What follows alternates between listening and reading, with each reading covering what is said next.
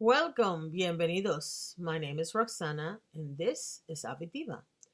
Now, we have been talking on the main channel about a situation that happened yesterday, and I'm not going to get into the details because it really is not that important.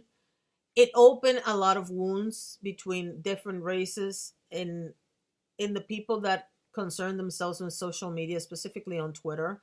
And we could debate all day that Twitter has become a very toxic place, but we're not going to concentrate on that. For more information on what exactly happened, I'm going to link the video below that I created on the particular situation and the particular tweets involved.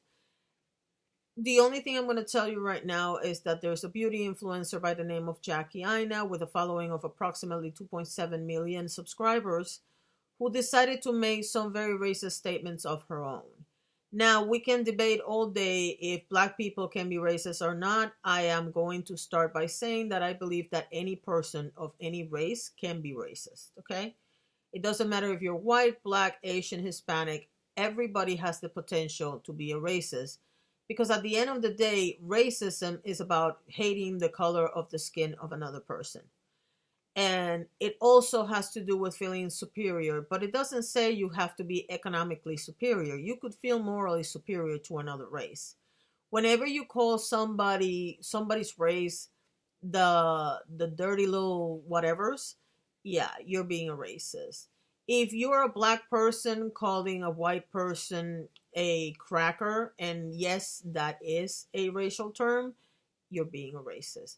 If you don't know where cracker came from, I also did a video on that, but I'm not going to get into that right now. The reason why I decided to bring this up to the Avidiva channel is not because of the whole salacious nature of the gossip and whatnot. It's because I wanted to analyze what impact it could have on the brands involved. And I mean brands because this is the chain of events. Jackie Aina did a collaboration with Jared Blandino, CEO of Too Faced. Too Faced sold their company to Estee Lauder. So now Estee Lauder, being the parent company of Too Faced, has to do with this situation. Now, what could be the impact of this? At the end of the day, it doesn't really matter how you look at it. 61% of the American population is considers themselves white. Okay? Many of those people were offended by what she said. Not the entire 61%, obviously, but a big chunk of people that are on social media. And as the story keeps going, because she keeps going with it, more people are going to find out. But if you look at the numbers, when you look at white people themselves, for every 10 people I saw on social media yesterday, maybe one of them didn't have a problem with what she said, and the other 9 did. On the other end of the spectrum, you have 12.7% of the population considers themselves black.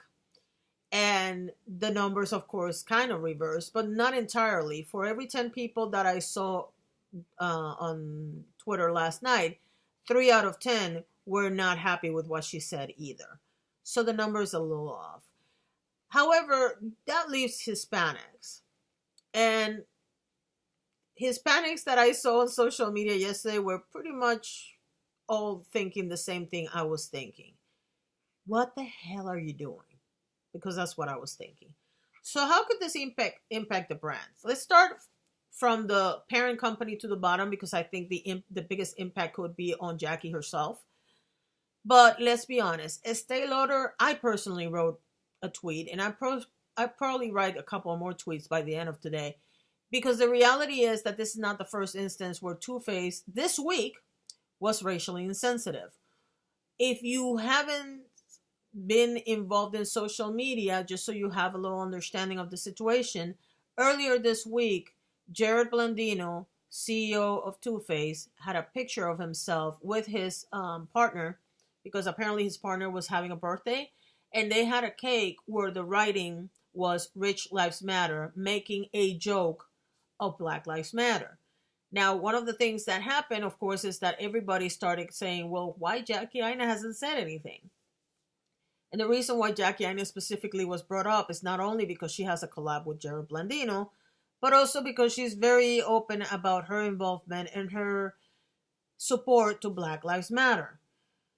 So he apologized. His apology was a little interesting, to say the least, because of course he blamed the guest. He didn't take he took responsibility for himself. So in that respect, I guess he's okay.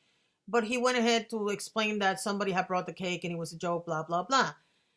Had I been his PR person, I probably would have said, look, I take full responsibility. The cake was very insensitive. I'm so sorry for what happened. And I would have left it at that. But I guess he felt the need to give more information than we really needed to. And I kind of fault him for that, but not really.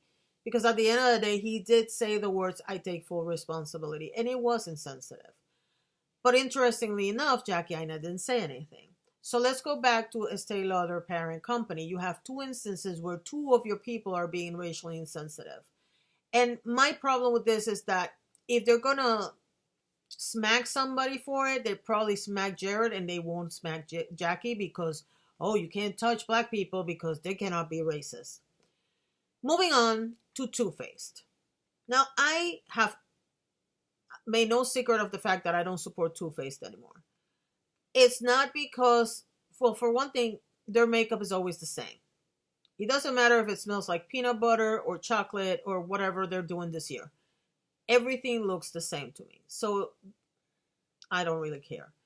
The second reason why I don't care for Too Faced is because Jared Blandino and his sister have a history of treating even their prospects and their possible customers like crap on social media as soon as somebody calls attention to something that they did wrong.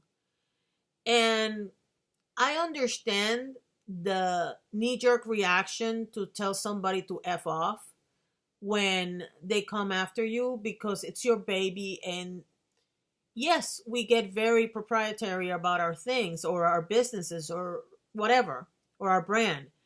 But the reality is that you should have your tantrum at home, and when you sit down in front of the keyboard, you should be level-headed and try to start the conversation, not end it. And this is something that we discussed with James Charles a couple of weeks ago. Brand owners and people that consider themselves a brand cannot take their anger and their frustration and just post it on social media and then sit behind the fact that I'm young or I'm black or whatever to cover their tracks. You have to be smarter than the rest of us, basically. And if you cannot control your temper, I cannot trust you to be a decent brand owner. I'm sorry, but I just can't. So in terms of Too Faced, now, mind you, if you think I'm talking about canceling Estee Lauder or Too Faced or boycotting or whatever, no, I'm not talking about that. I'm talking about keeping the energy of, if we're going to get mad at Jeffree Star for being racist, we have to stay mad at Jackie for being racist. Bottom line. The third person in this, or the third brand involved in this, of course, is Jackie Aina. Now, when I looked at her social blade yesterday, she was absolutely not affected by any of this. Now, you have to understand that while she has 2.7 million followers on YouTube, I don't believe she has that many followers on her Twitter feed. That makes sense. And so people tend to, and this is something that I have a big problem with, because I believe if you do something on one social media, you should be able to keep that same energy. Like I thought, she only has 377,000 subscribers on Twitter.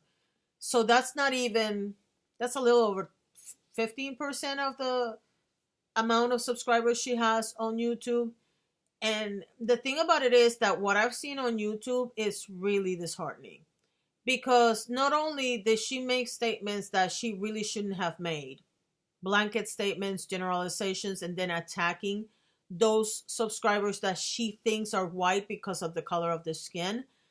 It's also the fact that she is actually encouraging her subscribers to be incredibly derogatory against any person that comes and asks her for her to apologize or make the conversation more balanced. All she had to do, but let's be honest, all she had to do was, I can't with some white people. Now, Is that a racist statement? Maybe. But it would have been better than just saying white people do this or white people do that. It's not the first time she does this, by the way. But it is the one time where pretty much everybody was paying attention.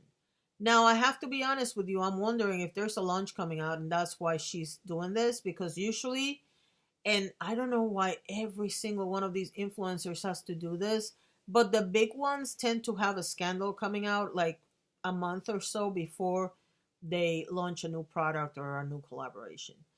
And that is really sad.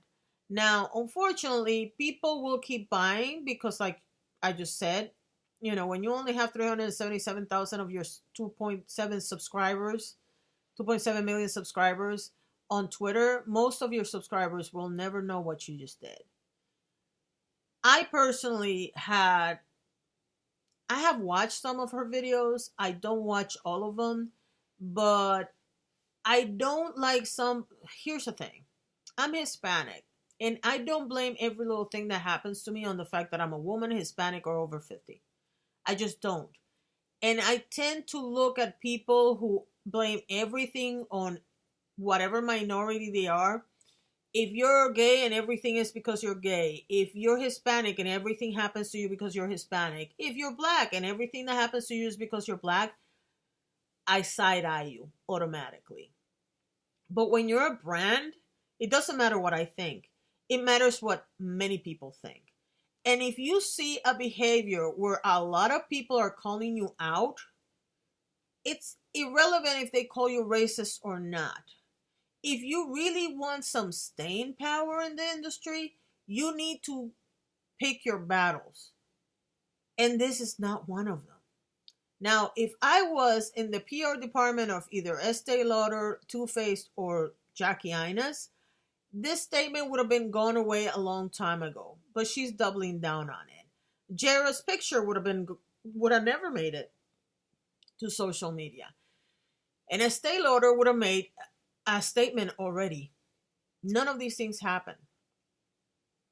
And yes, Jera Blandino took the picture down and made a statement, but at the end of the day, if you really care about your brand, that picture would have never made it to the Instagram account in the first place. I would love to hear what you think. If you want a little bit more of the history and why Hispanics are a little upset at what she's saying in terms of our history with slavery and whatnot, please go on over to Rox Reads. If you go over to Metamorphosis Rox, I have the specific content in terms of her behavior from the perspective of celebrity gossip and whatnot. It's not really gossip. I'm just saying my thoughts on it. I do commentary on that channel. But thank you so much for watching. Vlogmas keeps going on. Day 7 done. Have a nice day.